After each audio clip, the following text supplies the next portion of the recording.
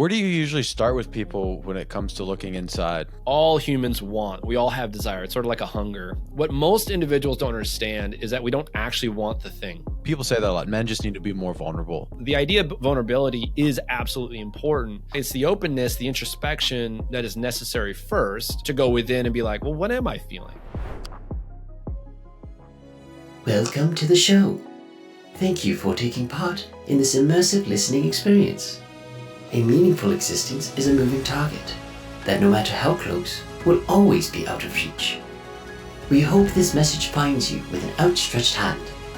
As we attempt to uncover complex truths, remember, life's toughest questions can be answered if we all just focus on one thing: being good people. Hello, everybody. Welcome to Good People, episode number 30. Today, I was joined by Dr. Dave Cohodes. He is a men's coach and the founder of Unbreakable Man. Today, we talked about what it means to be an unbreakable man, some of the characteristics of masculinity, the differences between vulnerability and openness, and the importance of a rite of passage. Before we begin today's episode, if you guys are watching on YouTube, please like, comment, and subscribe, and turn on notifications so you don't miss our weekly uploads. Without further ado, enjoy today's episode with Dave. All right, man. Well, thank you so much for doing this. I really appreciate you agreeing to come on the show. Yeah, you're welcome. Yeah, I'm excited, man. It's going to be a good conversation. I'm really looking forward to this conversation. This is a topic that I'm extremely curious about. Men. Here are two truths that I think exist about men that I want to start with, and we can sort of go back and forth on this. The first truth that I think exists is currently in our culture, men are struggling a lot. Truth. Way too much. Like it's a problem. But I also think the second truth is, I don't want to necessarily say silly. I don't know what the word I'm looking for is, but it feels a bit silly to talk about men problems. I agree. And there's this thought in society that men are privileged, that men have some sort of superiority based on kind of like the conversations that have been going on in society, whether we want to call it patriarchal thinking or, lack of feminine empowerment. It's sort of this underlying thought that men don't have problems because we were given the upper hand to make certain decisions, whether it be in the family unit, in society, in government, in leadership roles. And what that has done actually is, not only has it hurt men, because we as men are not able to express our problems because, well, if we're good, it's sort of like it's lonely at the top kind of thought pattern, that if we're good, right? If we're privileged, if we have everything that we've ever wanted, how dare you have problems, right? Like your problems don't matter. And the way you described men, men are hurting, and kind of that first point is like absolutely true. Men are hurting, and I've seen it. I saw it with myself. In fact, it was right after, Donald Trump was elected president, and there was a woman that I was chatting with, and she was really upset about it. And, I didn't vote for the guy in the beginning, and I was like, just trying to help her understand both sides of the thing. Cause I'm much of a, I understand both sides of the story, et cetera. And she called me privileged. And I was at the height of, in that moment, I was in a very dark night of my soul. And I knew in that moment that when she called me privileged, it was like a spark that went off. Like, I'm hurting. Like but nobody gives a fuck, right? Like nobody cares about men.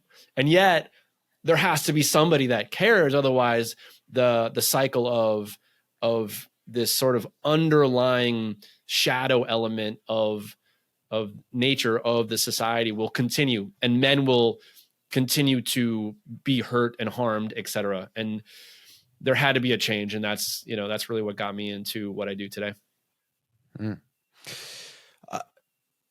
I appreciate what you're saying there too. And there's another element to it's hard to talk about men problems that I've been giving a lot of thought to over the last couple of days in anticipation of this conversation. And it's something that I've felt for a while, and I didn't know how to articulate it, but having conversations with people about it and muddling it over in my head, I think I've come to a pretty good analysis of what I mean. And when I think about men, and I'm using the term protector, provider. I know you probably have no issue with that language at all, right? That is a very masculine thing to do, not necessarily financially or whatever, but protector, provider in the masculine sense of we sort of have this natural tendency to want to do that for people, to want to. I describe it as a protector, provider is this urge to carry weight or carry burden for other people. Yeah. Okay. And so that mechanism of masculinity, of being a man, it's a natural thing that it requires you to be silent. Okay. Because Dave, if I see you're struggling and I'm good and I know that I can carry that burden for you, I'm going to. And I'm not going to keep score. I'm not going to say, hey man, just so you know, like I'm going to do this thing for you. You know, I'm not going to say anything about it. I'm just going to do it. Right. And so the moment I talk about being a man or whatever, I make it about me. And I think that also that it's almost like two sides of the same coin. The mechanism that makes us want to carry weight and do things for others is it, in and of that mechanism. You can't talk about it because it's almost like an anti-ego thing. I'm not sure if that's making sense. It does make sense. And there's kind of two things to unpack there. One of which is like, well, what is masculinity? Right. There, like that is not really like we have like in society, people are trying to say like what masculinity is, but I think a lot of people are sort of falsely identifying what masculinity is. There is biologic, and I always like to differentiate this. There is biologic male, female, right? If we look at like a computer, right? The hardware of computer is essentially our biology. It's the DNA. It's the thing that creates the structure of the physical self. It's that which we are male, right? It's the XY chromosome. That is the biologic male. Now, within that, we ultimately have more testosterone than women. We have more, we have like androgens that are just going through our body that then incite the psychology, the energy of masculinity. And so masculinity in and of itself is an energy. And we as men are in general, I always say in general, because there's always, kind of individuals that are kind of on, the outposts, which is the energy of masculinity is this sort of this part of us, like you're mentioning, like this protector, this provider, this part of us that wants to, be the leader, that wants to be a warrior, that wants to be kind of go off in like as if a mathematician that wants to go and, find the unknown and make it known. The part of us that wants to be the lover, the artist, the poet, it's kind of this nuance of all of these sort of this nebulous archetypes. There's a book written by Douglas Gillette and Robert Moore called King, Warrior, Magician, Lover, which I highly recommend if anybody's interested in diving deeper into these types of energies. And this is, again, energetic. Energy can neither be created nor destroyed. Anybody can tune into energy. So biologic man can tune into masculine energy. Biologic man can tune into feminine energy, right? So I got to make that distinction. Also, biologic woman can tune into masculine energy and feminine energy. Masculine energy creates the structure upon which inside of that, the experience can be just that experience. So think of it like, I always like to give the example of masculinity and femininity, kind of this counterpoint of like a river. With the river itself is flowing through the land and bringing life to the land, right? So if you like the Nile River, it brings life force energy with that river. Without the river banks, the thing that contains the energy of that which is the life force, in this case, femininity, without the river banks, the water would flow everywhere and it would flood and it would be chaos. And so femininity lends itself to chaos, masculinity lends itself to order. And so as a human, we contain all of these energies. Now for men, being the individual that carries in general the masculine archetypes, it's our sovereign duty, it's our gift, our divine right, whatever word works right there for you, to carry this masculine energy. Now, within that, again, we can carry as much of it as we want. Now, what you described, which is carrying a burden, is absolutely correct. We as men oftentimes carry a burden. That is our gift as the bearer, pardon me, of the masculine energy. Now, what we don't recognize is that, just like a pressure cooker, if we start to build and build and build and build that energy without offloading the pressure, that pressure can destroy us. So we as men know that our gift as a human is to carry a burden unlike someone else. We can sacrifice ourselves for the collective. But if we are sacrificing ourselves far too much, what happens over time is that we start to dwindle our life force. We no longer are actually receiving the divine life force that moves through us, the thing that illuminates us, the consciousness, the energy, whatever you want to call it. That part of us no longer exists, and we start to destroy ourselves from the inside out. We see that in drug abuse, in sex abuse, pornography use, alcoholism. Typically, when we are not allowing ourselves to offload our emotional states, that will just eat us alive, because we feel that, oh, well, I can't put my burden on my wife, on my children, on my friends, because if I show up and I express myself vulnerably, then I'm going to put more harm onto them, because my job as a man, as this masculine container, is to contain, is to hold space for all that is from someone else. But if we don't know how to do our own mental, physical, emotional, and spiritual hygiene, if we don't have that component down, then it'll destroy us from the inside out.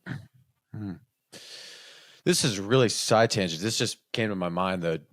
Have you ever read the King Killer Chronicles? No, I have not. Is it what? Tell me more. Okay, it's a fantasy book, and it's Okay. actually a fantasy series. The first book's called The Name of the Wind. The second book is called The Wise Man's Fear. Anyways, it's like this light fantasy, right? There's a little bit of magic, some like bandits and mercenaries and that sort of thing. But anyways, the main character is like this prodigy hero, young guy, comes from like this family of troopers who do acting, and through a series of events or whatever, he studies magic and studies fighting. But in the second book, there is this culture called the Adem, and they, to most people, seem like these really fidgety outsiders that are always like twitching and like making weird expressions and stuff, right? But this main character, his name's Quoth. He has the opportunity to study with the Adem. He lives with them for a while, which is very, like they don't accept outsiders. Yeah. And through this really long process of living among them, he starts to learn how to fight like them and their culture. And he realizes that some of the fundamental beliefs of their culture is the reason why they are like blank expression is because they save their facial expressions for family members and things like that. And their fidgeting is like this hand language, which allows them to express their intentions and what they mean by words, similar to how like Latin, the ending of the word would dictate the meaning, right? Hand signs do that. But anyways, this culture of it's just a big difference and a drastic change from what he's used to. But one thing that this culture does differently is they're kind of casual about sex. They just sort of, that's not a very intimate thing for this culture. It's more intimate to like spar with somebody or to laugh in front of somebody than it would be to have sex with them. Yeah. And the way the females in the book describe to Quoth, the guy who's learning, what sex is they say all men have this. They call it anger. And the reason they use anger is because their language, there's not like a good word to describe it, but they have the word in their language and they don't really have like the English word, right? And so when this character from the Adem is describing to Quoth like what it is, they're saying men have anger, and during sex or fighting or studying, men essentially are getting rid of that anger. And so it just came to mind when you were going through that. When I read it, it was kind of a really beautiful realization for me of like, oh yeah, anger is a good word for it, it's not anger, it is an energy. It's like this thing that we store and builds, and we need to release through certain things. But I just wanted to share that with you because it kind of was parallel to your story. Yeah, and what you're describing is that it touches on the warrior archetype. And for most men, we do carry the warrior archetype. Now, of course, we carry the king archetype, which is the part of us that is the leader, the one that brings the order, through the chaos. It's the part of us that really wants to make something new, maybe a new project, a new business, start a family, do something incredible in this world. And we carry this warrior archetype right behind it to, in a way, for lack of better words, to do the bidding of the king. Now, if the warrior doesn't have a king to be guided by, meaning, if the warrior goes out there and tries to just what's a Don Quixote, right? I don't know if you ever read that story or heard of that, which is, he goes off and he's fighting windmills and he's running headlong in, and just fighting all these kind of crazy battles, and he's womanizing and he's having, that is a story of the, sort of the first level man, right? It's this kind of boy man who is just coming online as a young adult, and he just wants to go off and fuck the world, for lack of better words, right? He just wants to do whatever he wants to do. And that's age 20 to 27. That's as most men that are just coming, or I would say even 18 in our day and age to 27. It's psychologically, we are young, we want to take over the world, and we just want to run headlong. And then as we start to come online, when I say come online, I mean psychologically come online, because physically, it's sort of a funny part of being the human experience. We physically morph before we psychologically morph and mature. So it's we have the hardware, but we don't have the software yet. So generally, I say generally around age 27 is when most men start to wake up. They start to grow up psychologically, and they're looking for something a little bit deeper. And that's sort of the Hamlet phase of life. That's to be or not to be, that is the question. They start to reckon with their own shadow, their own pains, their own wounds, their own mortality. They start to, start asking questions, deeper questions like, who am I? Why am I here? What is my purpose? And in that time frame, they're looking for something, and that they're really craving that king archetype. And so what you're describing is the warrior archetype. It's the part of us that wants to go headlong into the world and take on the world. And oftentimes, we as, I was a warrior. I guess I consider myself still a warrior, but it's just in a different context, because I'm a veteran of these United States, went to war and fought my battles and came home and, isolated and, did the whole veteran thing. That when we isolate and we sort of don't allow for our emotion, aka our anger, to be expressed, what happens is that we become repressed and then depressed, and then ultimately we feel oppressed as men. And so oftentimes it comes out in the form of anger. And so common expression of that, like you're describing, fighting. Jiu-jitsu is good for people like martial arts, working out, doing those things that okay, this is it's a good start. And I would say that there's even deeper work, right? That's letting the pressure valve go a little bit, but underneath all that, the pressure still is coming in. And so that's, I guess, the difference between what I teach and common thread in society, which is, letting go of that pressure valve in the form of working out, cold plunging, meditation, etc. Those are good fundamentals to have, but then every once in a while you need to go in there and you need to let the whole pressure valve go, and it comes out in most incredible expressive ways. And that's the stuff that I teach in the Unbreakable Man. Yeah, I know we've sort of been going back and forth here, just kind of riffing off of each other. You brought up a couple things that I would like to undress, and I think that, or unpack. I guess undress is a weird undress. Way to we can talk about undressing for sure, man. I want to take a step back, and I think hitting this again from a couple steps back will allow us to at least help me understand more of the full picture. So let's start with, what does it mean to be an unbreakable man? Yeah, so an unbreakable man, it started as hyperbole. And then it became like a real thing. And it just sort of like that name just kind of popped in my head. And it really just comes down to the ability to command your inner and outer world, right? If you have the ability to command your outer world, which most men want, right? They want to be a commander of their life. Like they want to get the house and the car and the money and the sex and the, like they want to command their outer world. They want to be disciplined. They want to build companies. Like, for instance, you're starting this podcast, or you're doing this podcast rather, you're becoming a commander. You have to show up on and be rigid with your time, and you have to schedule and do all these things. And that's a good commander. Now, to command the inner world is a totally different vibration, totally different area of life. And what I discovered when I went through my personal experience building a company, then losing it, and then going through my dark night, I didn't have any, and we kind of alluded to this earlier, I didn't have any inner working or inner processes to help me offload all of the pressure that was building upon me. And I felt so pressurized to provide, to protect, to, be a good leader of my family, of my community, of my company.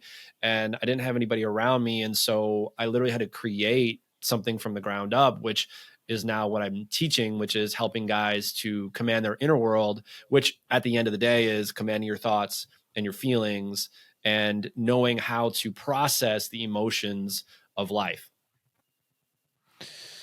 Where do you usually start with people when it comes to looking inside? Yeah, I mean, the easiest way is introspection. And when we could do a quick practice right now, which is the start of introspection of what am I experiencing? Because at the end of the day, if I was to say, all right, Joel, I'm going to give you a $10 million, but you can never feel different. Would you want that? What do you mean feel different? Yeah. Like if I gave you $10 million, right? Or like, give me an idea of what's a big goal for you. I guess grow this podcast to I don't have a specific metric in mind. Okay. So like, let's say you get 10 million views per month, right? That would be like a big win. Like, yeah, all right. We get 10 million views per month. That's pretty big. Like that's a probably 1% podcast, but you couldn't feel different, right? You couldn't feel any better about yourself. Like you felt the exact same. Would you actually want that? At this moment, I feel pretty good, Dave, because I'm talking to you on this podcast. But Yeah. in general, I would say the answer to that is probably no. Yeah. And that's kind of the reason I asked that question. It's like, we all want something. All humans want, we all have desire. It's sort of like a hunger. Like we eat a meal and then like we go through life when we're hungry again, we're eating a meal, right? What most individuals don't understand is that we don't actually want the thing. You don't actually want the podcast results. You don't actually want the money in the bank. You don't actually want the house on the hill. You don't actually want that. You want the feeling that thing is going to derive for you. So the question is, can we actually experience that feeling within us, regardless of situation or circumstance, no matter how good or bad we think the world is outside of us? And so therefore, if we can, we inherently take what we consider meaning. We take the meaning out of the end outcome and we put the meaning within ourselves. And so therefore we find our worthiness, we find our self-worth, we find our self-love, we find our adequacy, right? And so we are then in command of our inner world. So where I start people, it's a long-winded answer to a short question. Where I start people is literally just, well, what's your experience right now, right? What stories are you telling yourself? So we dive into the fundamentals, and I do start them on basic fundamentals like meditation, breath work, getting into, cold immersion, doing things that are outside of their comfort zone so they can start taking command, and then ultimately going through the process of introspection so that they can start to experience of like, oh, well, when my wife says this thing, it really irritates me. And if it's really irritating you and then you spout off like, well, fuck you, like you are then coming from a reactive mindset versus a proactive mindset, or in this case, I like to call it responsive mindset. And in doing so, you're just going to perpetuate more of that same cycle over and over and over again. Your prefrontal cortex shuts off, your amygdala starts to turn on, your reptilian brain starts to overactivate, and you start to get the same old patterns and old mindsets that you otherwise were, based on the old mindsets that you have. So where I start people is literally just the fundamentals of, okay, well, what are you feeling right now? What do you, like we just kind of go into a simple question, kind of introspective, like, all right, like if you thought about where you're at right now, you mentioned I feel good, right? Awesome. Perfect. That's good. Like, what does good feel like? And then we kind of dive in a little bit deeper into that stuff. Mm-hmm. I heard it on a podcast recently, but magic happens with two things: active body, still mind; still body, active mind. So in moments of moving and engaging in physical stuff, and then also we need moments of stillness where we're turning inward. And it kind of sounds like it's a very similar game or framework that you're using. And my question here is encouraging people to do practices like this, create some sort of physical discipline, habit, and also one that allows you to look inward. What exactly does that do and change overall? Like a way that I describe inner work, self work to people is that it just makes you're interfacing with life better at a very simple level. Obviously, there's so much that goes into that, but I'm curious what your thoughts are on that. Yeah, I like to think that if there is magic, it's when the same situation happens to you. Let's say your wife and you. I don't know if you have a long-term partner, but like let's say you and your wife get into a certain argument around money, and that argument keeps showing up in your pattern, maybe once a month, maybe every quarter. Cash flows are a little bit tight, whatever that thing is. I always think that it's the magic happens when the same circumstance comes to you, but your response is now different. You know that subconsciously your character has now evolved. You no longer get upset or react in the same way you used to. And so, the way I like to think about human consciousness and personal evolution is being a full spectrum man, a whole man, is the ability to sit with and process every like single emotion that is in the human state. So we as humans, we actually operate based on emotion, whether we know it or not. We think we're operating on ration, but we're not, because we're operating on emotion subconsciously, thinking that I'm either going to do something that brings me closer to pleasure or away from pain. So even me getting on this podcast, it's like, oh, well, this is helping me help more people. And that's moving me closer to pleasure. And then the away from pain is like, well, if I don't do another podcast or don't do another, piece of content, then people will forget about me. So like, it's typically a combination of both. So if we as humans can sit with our state of emotion and just be with it, like you're mentioning the stillness, right, in the action, or I think you mentioned the action in the stillness, it is the ability to be with the experience itself. So when you are with the experience of life itself, what that means is even in the shitty moments of life, I can be with it, right? Even in the moments where you and your wife are really getting at each other's necks, or you're not making enough sales, or you feel like 100 pounds overweight and you can't pull yourself to the gym. Like, can you be okay with that? Can you accept that? Just like the fact that exists.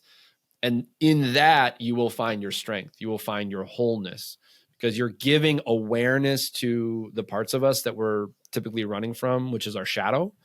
And in the shadow, we have shame and guilt and apathy and depression and all of the fear, anger, rage, all of the things that we typically find as bad, even though there's no such thing as bad emotions.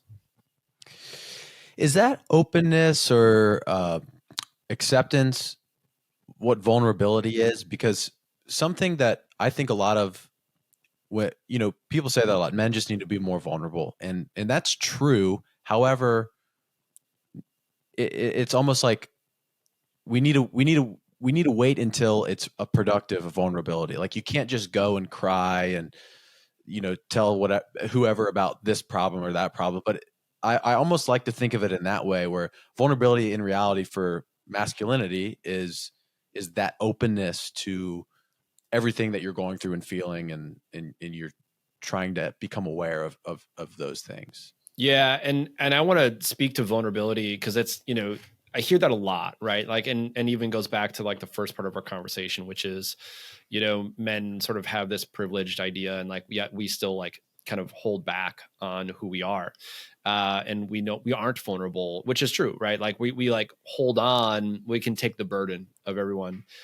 If you're in a situation where you are not in what's called safe containment or safe space, meaning if I bring my hurt, right? Like, hey man, I'm like really hurting. Like I got a tax bill that's like 45K and like I have no fucking clue. But you're not the right person to hold what's called hold space, which is simply just being a compassionate witness, not an individual that is trying to get involved, but just being there. If you're not that, then I can't bring my vulnerability to you, because my vulnerability will just get more wounded. So the idea of vulnerability is absolutely important. And I want to mention openness and vulnerability they're very, very close, but it's the openness, the introspection that is necessary first to go within and be like, well, what am I feeling? Like, what is that? And learning how to hold space for ourselves, knowing that, okay, well, I'm feeling shame. Okay, I'm just going to sit with shame. I'm going to sit with that feeling. I'm just going to feel it, right? Like, and not run from it, not move in it, like just like see it as a thing and just like kind of give it some awareness. Because as soon as you give it awareness, then you can go to the next step, which is acknowledgement.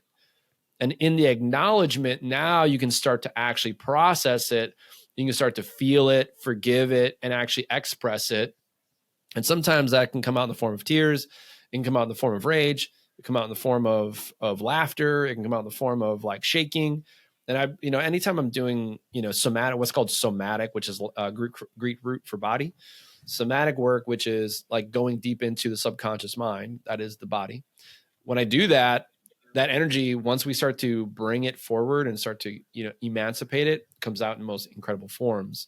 So to touch on, again, both openness and vulnerability, they're similar, but slightly nuanced difference in the sense that, yes, I need to be open with you, right? But also I need you to be a lighthouse for me. And that lighthouse is just literally being a beacon in the dark. And that dark is my own wound. That dark is my shame, my guilt, my fear, my aggression. Like, can you hold space for that? It comes with, to be a lighthouse, it requires that the individual do deep work.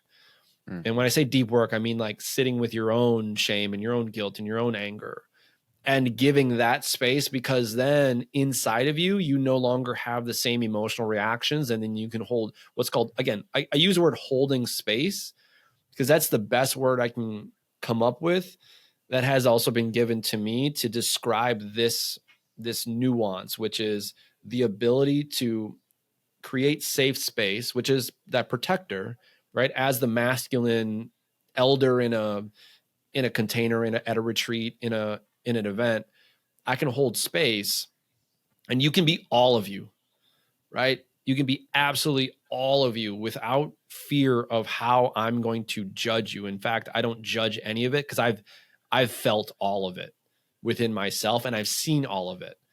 And so in my I call them containers because that's really what they are. In my containers, I've seen literally everything. I've seen men vomit. I've seen men cry. I've seen men rage. I've seen men break things. I've seen men go through the process of just like shedding like every layer of pain that they've ever felt. And in that's when their mindset shifts. That's when everything shifts completely, because then it's almost like you get a brand new software upgrade. You no longer are running from the pain. You've accepted, acknowledged, felt, forgiven, and now you've expressed the pain. And now you're like, oh, holy shit. Like, I get, like, who am I? Like, I get to be whoever I want to be in that moment. And that's, that's a powerful moment. I've talked to people about this on the show before, and a reoccurring theme is just like the need for other people. So like what you're describing there is, you need somebody to hold space for you, or to, you just need to know you have resources available to you before you can become vulnerable, like at a very basic level. That's what you're describing. Yeah. So what do you suggest people do if they're looking for that person or community or group that maybe feel like they don't have something like that? Yeah, there's a lot of different styles of men's groups. If we're going to speak directly to men, there's a lot of different men's groups that provide this. I absolutely suggest men find other men, and the reason being that I've been in healing circles or containers with women, but the reason that men need men is because even the sexual taboos that men carry, there's no confusion, especially around other men. Men, when they're in a group of and they're being vulnerable with other women around them, there's a whole like nuance with like masculine and feminine dynamic, which is really, really powerful. But when men are around other men, then they can be completely vulnerable, and they also know that they are accepted, acknowledged by male counterparts, so they are accepted in the masculine itself. And so what you described is absolutely true. Like the most fundamental human instinct is belonging. We need belonging, and without it, we're literally, we won't survive. And that's been proven over and over and over again. Like the quickest way to create health, vitality in the body is actually having a group of like-minded individuals that are going in the same direction as you, whether it's a sporting group or entrepreneur group, or maybe in this case a men's group, to be around other people that you can be vulnerable with, and you can celebrate each other's successes. I think that's also a big thing too that we're missing in society is like, if you did really well on your podcast and then you started advertising and making money on your podcast, and you became like number one in your space and you were really kicking ass, I want to celebrate that. Even if I'm not currently there, we need to be able to celebrate that. It's oftentimes and very common that people celebrate those who are struggling, like, oh, you're doing it, you're working hard. But then when you get to that place of like true success, and I saw a guy named Alex Ramosi talk about this, it's like, then all of a sudden the haters come out and they're like, oh, well, aren't you a little too good for school? Like, and you're like, what the fuck? Like, I just, like, you were just celebrating me like 30 minutes ago when I was like sleeping on the ground and like struggling, but now you're hating on me. So we need belonging, and you're correct. Yeah, that is the keystone to the opportunity of transformation, though the framework of giving them the space to express needs to be there as well. Yeah, and that's such a rare thing, I think, to find. I don't know if it's because it's nowadays and that's what it is, but like there's one guy that I feel like I could call right now and literally say anything to. Yeah. And we'd be fine. Cayman, he's a great friend of mine. We've been doing this show together for 6 months, but if you said, would you say anything to Cayman? I was like, I don't know if I don't know if I would, that's a very difficult thing to find. And I think especially men can spend literally your entire adult life searching for just 1, 2, 3 guys that you can connect with at a level like that. Yeah.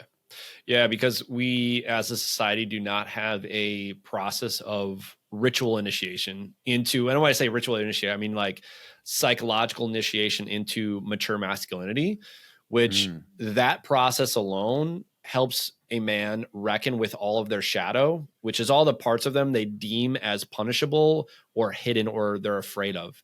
So it's maybe the assertiveness that they have, or the drive that they have, and they're afraid to really put themselves out there because that was scolded or they were guilt tripped for.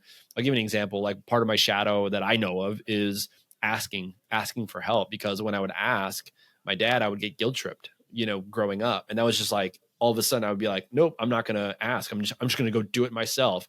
And then that would create personal isolation.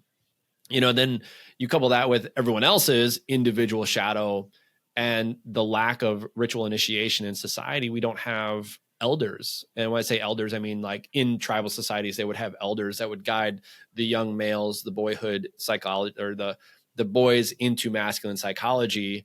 And because we don't have that in American society, or in the West for that matter, we don't have individuals that can hold space. So they don't know how. It's like, it's like we're trying to, like, we know we need coaches in general, but nobody was a coach and nobody can coach coaches, right? If that makes sense.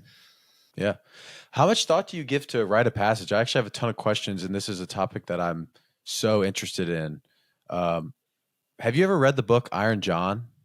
I've not read it, although it's on my bookshelf right over here. I've read, so I'll kind of show you. I've read this book, King, Warrior, Magician, Lover. Uh-huh. This is an incredible book if you're interested in ritual initiation, and that was the kind of the first book that got me interested in that. Um, I've read other books, and I was personally looking for a rite of passage, and I looked at not moving per se, but going to Brazil for like 7 days, or Peru, doing some type of shamanic thing. I looked at, going on a vision quest in the Southwest, like I looked at all of these things, and ultimately I sort of guided myself through my own ritual initiation, which I don't recommend. Number one, I do recommend having someone there as a guide because it's so much faster. It took me 7 years to really go through a process. Uh, so not only like do I think it's important, I think it's necessary for men, Mm-hmm. especially age anywhere between like 20 to 35. And I'm not saying if you're over 35, like you're not going to get a lot out of it, because we still are living in a society where there's a lot of man boys running around. They're still very much like survival of the fittest. I'm going to be top dog, and it's very competitive. Instead, like they need to understand who they are, why they're here, what their purpose is, so they can be of greatest service to the collective. And so, ritual initiation, and we can go over the framework of what that means if you're interested in it. But that is, we at the Unbreakable Man, I offer a 3-day, it's really 2.5 days, but it's like you're there for a long time. 3-day process to walk men through ritual initiation in a modern society. So it's absolutely life-changing for the guys that have come through. Yeah, let's talk about that and what the framework is. I'll share you. I accidentally did a rite of passage, Okay. and I didn't know it at the time. Yeah. But so actually, the first guest I ever had on the show, his name's Greg Wren. He was a poetry professor that I had when I was studying in school, Okay. and he gave me Iron John because I wrote this poem called "How to Kill Your Father," and it was just like a play. It was fun. It was a joke about how at some point, I've heard comedians talk about this. At some point, every guy in their life in some way like challenges their dad to a fight. Like, dad, we're fighting today, when you're like 13, 14, right? Yeah. And so I was writing this funny poem about it. But anyways, he gave me this book and I read it. Or I didn't read it. Just like I put it on the shelf and it just sat there. I'm living my life. I signed up for a 50-mile ultra marathon in 2019. I'm 19 years old. And I was going to do it with my roommate at the time. We're running and he's got this running background.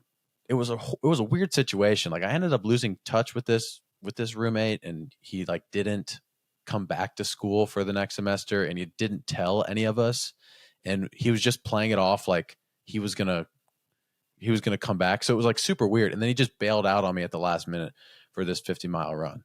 I'm giving you a really short version of this. No, but yeah, I'm here for it. And I call my dad before, and I told him, I was like, yeah, I'm still gonna do it, whatever. And I have kind of decided, like, I'm going to do this. Yeah. It became very much to me about, I've never done anything in my life and I've finished it all the way through. I've always backed out at the last second. And when I was 19, I didn't know how much this was going to transform me, but I remember thinking vivid. I was sitting on a bus leaving my college campus to take me back to my townhouse. And I was like, I'm doing this. Like, I don't care what anybody says. I'm at least going to start it, and I'm going to do it. Yeah. And, I run the 50-mile race. It was the hardest thing I'd ever done at that point in my life. Patted myself on the back. Everything was great. A couple months went by. I think probably like a year and a half later, I finally find Iron John on my bookshelf, and I read it. And I'm going through it, and it's pretty much like the steps of going through rite of passage. There's more to it. The basic premise of the book is it poses the 1960s militaristic father with like a 1950s militaristic father with like a 1960s, 70s hippie father. And that in reality, what masculinity is what is the author calls Iron John or the wild man. And it's somewhere between the middle of those two things, right? It's like this guy that's adventurous. And I haven't read that book that you've been referencing, but I definitely will after this show. It seems very similar. Like there's archetypes of a man that we sort of need to live up to. And a crucial part of becoming a man is having a rite of passage. And as the book breaks down the different elements of the rite of passage, you know, especially for boys and their relationship with their mothers and their fathers, right? Getting away from your parents, having other people, elders of the tribe, show you the way, so that it's really a symbol of stepping outside of your home and becoming your own entity, your own person. I'm reading this and it's just blowing my mind at how all of the things lined up for me in my 50-mile race and leading up to it on accident that, you know, looking back for sure, I feel like when I finished that race, I had a lot of ownership over myself as an individual that I did not have before. Like, even though I wasn't living at home for a year or two and I had moved out, I definitely was very reliant on my parents. And I took a lot more ownership of myself after that experience. Yeah.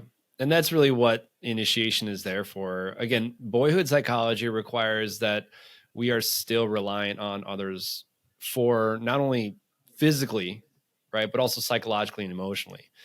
You know, it's really common. I love even the title of the poem, you know, Killing Your Father, because that is the first step. We, as boys, we see our father, whether that was he was a good man or not a good man, right? We can talk about that in a second.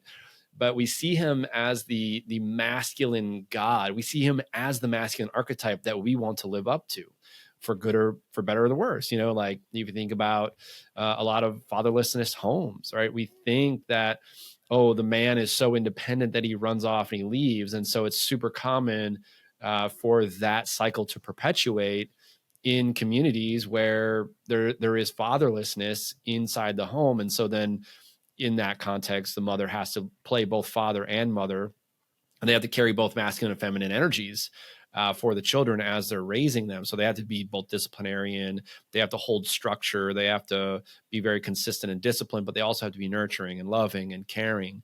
And so it's not to say that men don't have that per se, but, you know, in general, again, I say sort of these things in general, that we carry that edge, right? Like we create order by having discipline, by holding accountability and doing all these things. And what you're describing is sort of the first step.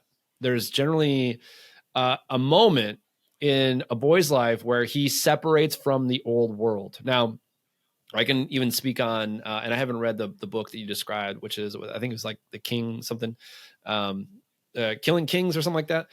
King Killer Chronicles. King Killer, yeah. That or Star Wars or, you know, Lord of the Rings. These are all stories of initiation. They all have a common thread. And so an initiation is literally, and you can use initiation in anything, whether you just become a father, you start a new business, you actually leave and you do some form of ritual rite of passage. It's a lot easier to do it in a ritual rite of passage because you're guided. There's people there to support you. It's almost like everything's set up and structured. There's 4 phases to ritual initiation. And if any one of these phases is missed, then you are going to experience what is called pseudo initiation, which is you will get about halfway there or maybe 3/4 of the way there, but you'll still kind of allow the old self to run. And this is where, you know, old egoic patterns, old, you know, sort of belief systems will kind of get into play. As an example, this is hazing in fraternities. These are pseudo initiations. I was in the military. This is boot camp.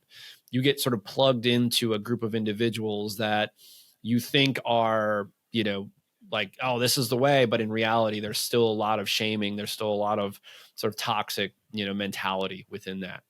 Now, ritual initiation requires 4 things. One is separation. That's the first step. Separation is both psychological and physical. So separation is moving away from the old way or old pattern. This is also in the form, like you think about even the idea of Lent, in Christianity. You're separating yourself from some old pattern. If you want to start a new habit, this is the same thing. You're separating yourself. You're physically moving yourself away from, maybe it's a drug or an alcohol, or in my case, I have the guys come out to a ranch here in Texas, and they're separating from their normal day-to-day living. Right. So instead of like doing it online, and saying, all right, we're going to do a form of initiation without even telling them, it's like, I want to separate them from their day-to-day activities. So I'm like, all right, give me your cell phones. We put the cell phones up. I make them do certain specific things. I actually make them wear white shirts. That's a thing. Like, I just want them to just all be in alignment with sort of a collective, right? So, like, separating them even from their clothing, like just like the old identity. Again, this is all very metaphoric and allegoric, but in practice, it works. Then when you go through that, then you start the process of initiation, which is learning. So let's say you're starting a new business. In this case, you're learning the skill set. You're initiating yourself into the newness, right? Maybe for you, it was actually running, learning how to run, learning how to eat well, learning how to train, learning how to recover, learning how to do everything that you needed to do in order to become that which can run 50 miles or an ultra marathon or 50K, whatever it was. Once you go through the process of actual initiation, like, again, there's two more phases. So now you're like sort of in the world of what's called the unknown. And by the way, this is all from Joseph Campbell's work. I'm a huge fan of his work. I highly recommend it for anybody that has not read it, if they're interested in this deep psychology. Once you go through the process of initiation and learning and doing these things and sort of dipping your toes in, now you go through the actual process of ordeal. An ordeal is actually facing the dragon within. And the dragon could also be a physical dragon, right? So for you, it's actually like, all right, I'm gonna fucking do this, man. I'm gonna go. Like, I'm gonna, like, 50K, like, everybody's bowing out. I'm going, right? And you actually did it. You actually showed up. And so you face the dragon within, maybe the self-doubt of like, well, I could, like the little voice in the back of your head being like, hey man, that's going to be a long way to run. I don't know. Are you sure you want to do it? But then there's also, like, I call them the Agent Smiths of the world, right? Agent Smith from the Matrix, who's like trying to suck you back into the Matrix of like the old ways of like, no, man, like, you're going to hurt yourself, or like, you really want to run that far? That's like your friends that don't want to lose love. And so you're trying to start a business or start a podcast and you're striving for greatness. And they're like, why are you working so hard, man? And they're guilt tripping you. And it's like these like little jabs here and there. Your mom who says, we won't love you less if you don't do this. Yeah, absolutely. Absolutely. It's like easy outs, and sometimes it's like, I'll give you an example, man. Like my wife sometimes, and I'm like, I'll come home and I'm like super tired. And she's like, oh, it's okay to rest. And I'm like, yeah, it's okay to rest. And I'm like, no, like, I got to stay focused, like, and it's like, you don't even realize it, but it's like these little jabs, and it's even people that love you, it's like, we won't love you less, right? If you bow out, but you did it, you faced it, right? And then you move through that. And it's like moving through it. It's not just physical, but it's psychological as well, the ordeal. And for the context of my program, when I move guys through, it's like, I'm moving you through like the deepest, darkest part of your shame. And we're going to bring it out. And, I guess I'll send you a video, but it's like, I got a guy in front of me. I got this on video. I was like, love this moment. But he was so afraid of being committal in life because he had a speech impediment. And I started, like, in a way, confronting him, but from a compassionate place, and having him push me. And I kept giving him resistance, and I kept matching his resistance. And I'm only a little bit bigger than him because I've done this with bigger guys and I've gotten balled over, but I did it with him, and I had him move me, and I'm not wearing shoes in the video either. And I kept yelling, move forward. And he kept pushing and pushing, and get to the end of that moment. And it was like a very intense, explosive moment. And he starts bawling, crying. And what was he experiencing in that moment? He actually faced his shadow of his assertion, because he was so afraid of being assertive that he literally created a speech impediment within himself. Now, here's a really, really wild thing with this one case. He wasn't, or is, an actor. He was working in Virginia, I think near you guys. And he was at a small time place. Well, he now, like, I saw him like literally like 3 months after that moment, the speech impediment is gone. Like, I was blown away. I was like, dude, you don't have a speech impediment. Like, he's like, yeah, I know. I'm like, that is wild, because he faced himself, right? So again, psychologically, when you move through yourself, when you move through that fear and you step into the world as the human you need to be, you are separating from being reliant on others, especially the masculine and feminine gods that we see our parents as. And we are doing it for ourselves. But then if this last component is not true, you'll just go back. You'll still remain isolated. And that last component is what's considered the return. And the return is now going back into the society from which you came and giving the gift of what you learned for the greater good of all. So you, just by telling your story, you gave that gift. Even in this moment, by you doing this podcast, you're giving that gift. You are showing up, and you're returning in a new vibration, a new level of consciousness, because you got through it. And so that is the last component, where most, I call them pseudo initiations, where most initiations fail, is that they don't offer that as part of it, right? So like, you get plugged into the group, and then they don't offer you, like, they don't help you find who you are as an individual and help you support others in that. So in the form of fraternities, generally it then becomes, oh, you're part of this, this group of men that want to party. In the army, which I was, oh, you're part of this, this fighting force. But then they send you back, right? And this is why veteran suicide is so high. They send you back to society. There's no assimilation process. There's no individuation process to help the soldier, the warrior who has gone through all this hurt and this pain and this trauma to reassimilate back into society. And they're lost without belonging. And now they're like, I don't know who I am. I don't know what my purpose is. I have no value. And then when they become valueless, then they start to go into their darkness and their shadow. And so all four of those processes must be true in order for initiation or ritual rite of passage to actually be like, to be whole, for the individual to go from old psychology into new psychology. And again, that could just be changing a habit, or that could be starting a business, or that could be true, again, psychological upgrade. Is it necessary? These are big moments, right? Is it necessary to go through many of these iterations? I feel like for me, I've gone through a handful of them over the last couple. I'm only 23 years old. I assume I'll probably continue to go through many of these things, and I'll look back when I'm 30 on this moment and be like, wow, I had no idea what I was talking about. But I think that's part of it, right?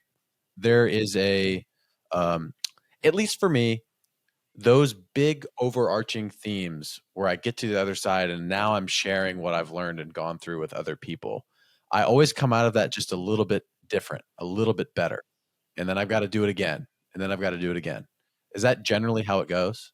Yes. Yeah. So you'll go through a series of a number of series of initiations in your lifetime. It's when you're aware of like what's happening. It's like being aware of the recipe that you can actually make a better lasagna in a way. I guess I just like sort of kind of brought us into being lasagna. But what's happening is that we as humans, we are able to recognize, oh, this is happening. Oh, this is actually happening right now. And I know exactly what phase I'm in. So personally right now, I'm in an ordeal phase of my life. And that ordeal phase is expanding my offering and expanding my business, because what I was doing was incredible and I knew it, but I knew that there had to be another level, and I knew I could help more men. So I started and I created a new product. For me, that is another level of initiation. So I had to learn the skills of maybe setting up small things like systems and learning Zoom meetings and frameworks and all this stuff. And then the ordeal is telling the world, this is my ordeal, telling the world about that and being like, hey, I have this new offering. And then being like being like, am I open to be rejected? Right? Am I open to be like, no, man, your offering sucks. Like, even though I know that I'm doing incredible work, that's my next level. So that for me is what I'm personally going through right now. So you will absolutely go through levels of initiation, and you'll know it because we could talk about even the physiology. It takes about 45 days for new habits to be formed. And what's literally happening is your new neurons are firing together. And the old part of you that wants to stay soft and cuddly in your bed, that's like, I don't want to like level up. It's like, nah, man, we got to level up. You know, you got to. It happened for me when I had my first child. My second child wasn't as big of a jump, but then my third child, because I got 3 babies, that was a huge jump. It was like I had to learn a new set of skills. I had to be more manage my time more correctly. I had to do all these things that really lined me up with being a better version of myself. And so just like when you would step into the gym, you know, we don't want to push against styrofoam, right? We want to push against iron, and that creates more strength, that grows our character. And so from a psychological perspective, you know, we're moving from old reactive patterns, things that used to trigger us and piss us off and make us angry, to now coming into a more responsive, steadfast, and I want to use the word stoic because that's not, you know, I have a whole thing on stoicism, but we're coming from a steadfast, centered place, right? We are now the beacon. We're now the lighthouse for others. That's really, really interesting perspective, and I'm very excited to navigate the next period with this framework because I've never had it articulated to me in that way, and I've never really read it in that simple of a form because, you know, I feel like I just came out of this period. I'm definitely in like a learning period right now, especially with this podcast. You know, we've been doing it for more than 6 months, which I feel like I'm really starting to get the hang of how this thing goes. But if I'm being honest, the last like 6 months, I have gone through this period of a lot of uncertainty, lots of feeling of anxiousness. You know, I've had lots of conversations with close people. Like, I don't really even know what I'm doing. You know, things like that. And having this conversation, and I do feel like I'm in a better place now. It makes a lot of sense, right?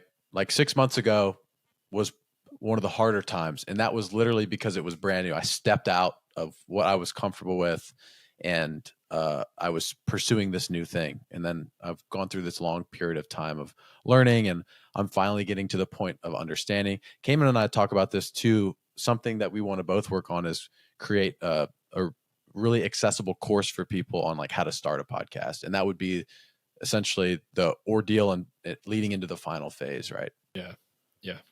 And everyone's ordeal is different. You know, it like what might piss you off is something that doesn't piss me off, and what might piss me off is something that does not piss you off, right? Everyone's got their thing. Yeah, I always like to say, like, it could be health related, it could be relationships. A dear friend of mine really gets irritated with relationships, and like for me, I'm like, yeah, I get irritated with it. You know, my wife and I, like, every once in a while we'll get into it, but like it's just not my thing. It's not like the thing that I ruminate on. It's like, for me, it's, for whatever reason, it's business. And I want to make sure it's the most highly valuable, like, fucking program on the face of the planet. Like, I want to make sure that it, like, to the T, like, this thing knocks it out of the park. And I've been able to prove that for myself with my 3-day experience, like life-changing, transformational. Guys still texting me like, dude, that experience changed my life. I'm so grateful for you. You know, and when I go into this next iteration, this next product, I want to make sure that's the same thing, that it's like the absolute best possible value it could possibly put out. So, you know, as you go through, know that you'll always be going through that process, and it's ever evolving. That's the fun part about life. That's what, you know, creates the life experience. It's the ability to honor and accept the emotional experience that gives you the access to the next level. That's the ordeal, right? The ordeal is not actually doing the physical thing, even though doing the physical thing is sort of like in a way, like a ritual sacrifice, right? Running 50 miles in a way is sort of like a ritual sacrifice, you know, like sacrifice toenails. Yeah, right. Toenails and nipples if you're wearing a cotton shirt. You know, it's like you are doing the thing. But what is truly actually happening is internal. It's psychological. It's, and I'm sure like there was moments where you're like, dude, I don't know if I can make it. Like, and it's like having this conversation with yourself and being like, no, we can make it. We can make it.